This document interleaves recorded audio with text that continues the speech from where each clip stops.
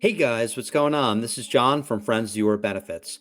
Did you know that every 34 seconds someone dies of heart disease? In the US, heart disease is the leading cause of death, particularly in women. Over 60 million women in the United States have some form of heart disease. In a previous video, we discussed how monitoring your blood pressure can be very helpful as it relates to your heart health, and the Hello Heart blood pressure monitor is one way you can do that. But exercise and nutrition are really paramount as it relates to your overall heart health and getting where you need to be. Joining us today to discuss nutrition and some heart healthy exercises, we have Marie-Christine Quiron. Hey, Marie-Christine, how's it going? Welcome to the show. Thanks for inviting me, John. So, how are you? Doing well. Happy Monday. Thank you. Happy Monday. Absolutely. So, Marie Christine, before we really get started, I want to really hear your story as it relates to your Mhm. own health and wellness journey. So, why don't you let our viewers know kind of how your journey started? Oh well, so I don't have a typical story to be honest. If someone from the future would have told me one day you will be like in the sport and health industry and be a coach and helping other people with that, I would have said like, I think you confuse me with someone else to be honest. Like I'm not like I said, my journey and my background is really not typical. I wasn't predisposed to be like a sport person, to be honest. Like when I was a kid, I hated sport. I hated Hmm. sweating. I wasn't even good at any sports. Like I really, that wasn't my cup of tea at all. And so I always been overweight, and even when I went to college a bit later in my life, I was like more than overweight. Like really sports wasn't for me. But funny story, long story short, technically, I went to a private college where we didn't have a gym, but to gather diploma we still needed the credit.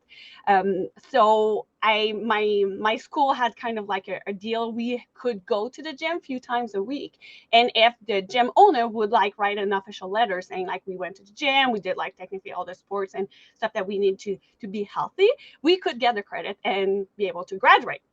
So this is how I had to join a gym. Like it wasn't really my cup of tea, like I mentioned, but I had to go. So I did it, and to be honest, like what changed my life, like my whole journey and goal, like I met a trainer, and my trainer was like a normal person, like not someone like passionate with like big muscle and just promoting like like gym, or like nutrition and meal plan and cutting carbs and like all the stuff we hear on social media. She was like a normal woman, just wanted to be healthy, promoting like being active and in the sports. And what changed everything for me, she built me a workout plan, well, like so well, like adapted with my level, and an actual workout plan that I enjoy doing. So it wasn't too hard, it wasn't too complicated, it was like just the right fit for me. And so I started going to the gym because I had to first, but I started seeing results. So that's what changed everything. So I started losing weight and feeling better and sleeping better. And finally, like my cardio was getting better too. So I kind of like starting to enjoy the process, which was totally new for me. So my body changed, my mindset changed so much that after a year or 2 years, this gym offered me a job. So this is like No totally kidding. different. Yes. So I got a job for them. First, it was more like the front desk to talk about my experience, to sell new membership, obviously to welcome the new members. But I was doing it so well, and I was so passionate about it that this gym paid my certificate to become a gym trainer. So they were like, "I think you're a right fit for that. You should try it," and they paid for me. So I was like, why not, right? And that's how my whole journey started. And now it's been over 15 years, and that's how I do it. I started in different gyms, and now I'm doing mostly online because it helped me to reach more people. And now I have clients from all over the world. Like this is really cool right now. I would have not expect that 20 years ago, not at all. How do you find most of your clients, or vice versa? How do your clients find you? Oh my God, that's a good question.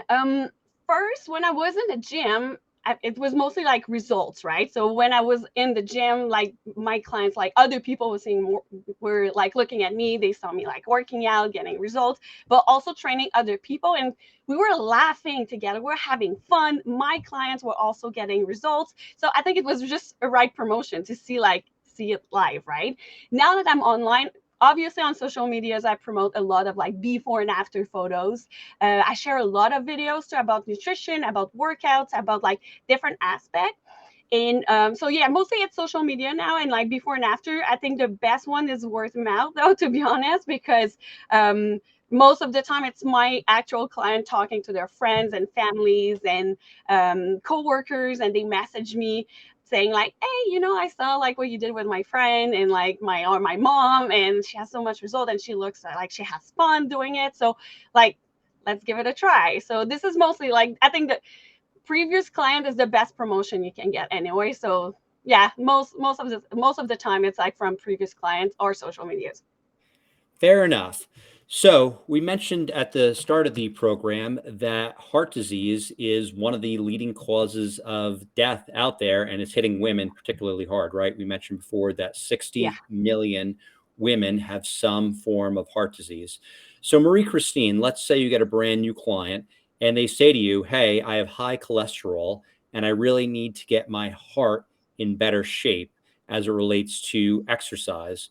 What would you tell them to do? First, I could talk about that for hours, but nutrition is a good part of it too. I think we're gonna save that for another moment together, for another video together. But that nutrition and activities like obviously work together. So you obviously have to make changes. You cannot eat whatever you want and like trying to kind of cancel all the calories and cancel all the little cheats, with activities, and vice versa. You cannot control everything with only nutrition. So you really have to work these two together. But for your heart is technically the most important muscle in your body. Your heart is a muscle. People forget that all the time, but your heart is a muscle, right? So you have to train it too. So cardio is the main way to train it. But when I say cardio, it doesn't mean you have to go for a run. It doesn't mean you have to run marathon or to go for jogging every single day. Like if 15-minute walk can be enough. A fast walk can be enough depending of your level. 15, 10 minutes, more than that, every day, every other day. Some of my clients, they prefer to do it like 2, 10, or 12-minute walks like every day. Seriously, it really depends on you and your schedule, but you don't have to run.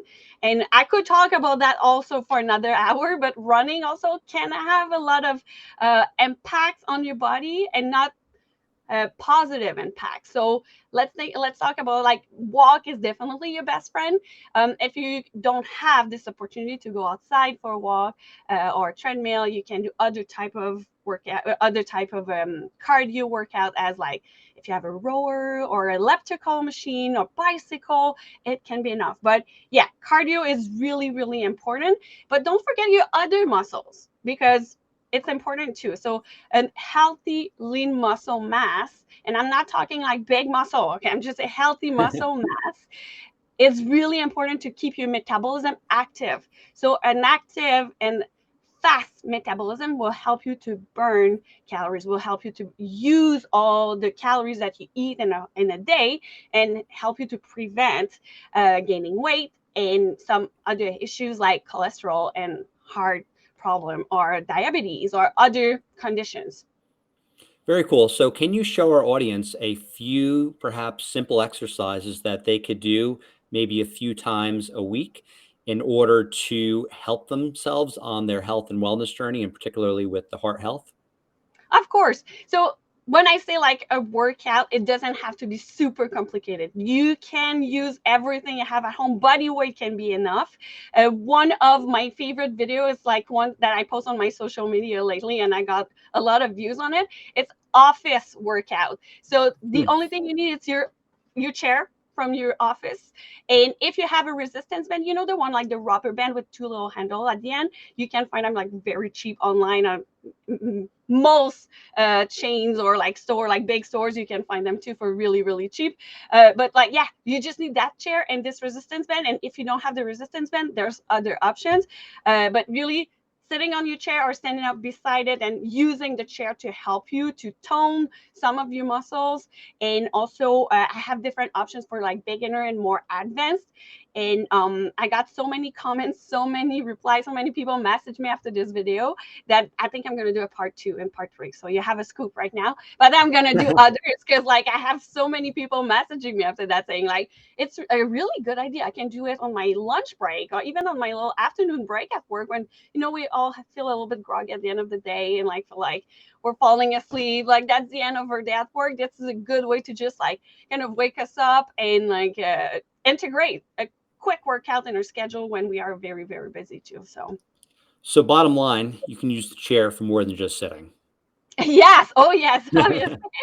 So yeah, I have a lot of little videos like that that I like to integrate in my workouts or to share with my clients to say like, listen, you don't have time to work out today. You think you don't have time, but there's always options, and you don't have to go to the gym like an hour to have a good workout and workout that matters, and you will see results from it. So Sure. So one thing that you touched on before, so you definitely mentioned a lot about cardio, right? And the important as it relates to your heart health.